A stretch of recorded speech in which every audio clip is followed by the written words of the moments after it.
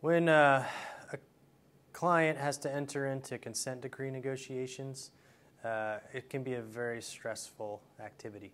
And if you don't have the experience of having gone through them before, you really put yourself at a disadvantage over individuals that have gone through the process before.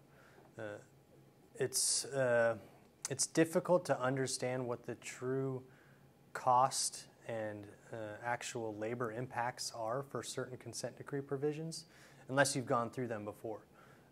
We've got experience negotiating with consent decrees as well as implementing consent decrees to the point where we've done detailed cost analysis for very specific parts of consent decrees to understand which are the cost-sensitive parts of the consent decree, which are the labor-sensitive parts of the consent decree, so that in your negotiations you can truly focus on what's going to be important to you 5, 10, 15 years down the road when you're implementing this consent decree, as opposed to just discussing the words on paper in front of yourself and the state or EPA agency.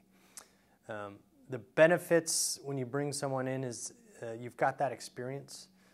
You also add someone that can reference other consent decrees that they're familiar with during these negotiations. So if a new request from a state agency or EPA comes across the table, we'll be able to recognize that quickly to say, you know, this isn't something that we would have anticipated because no one else has seen this in their consent decree previously.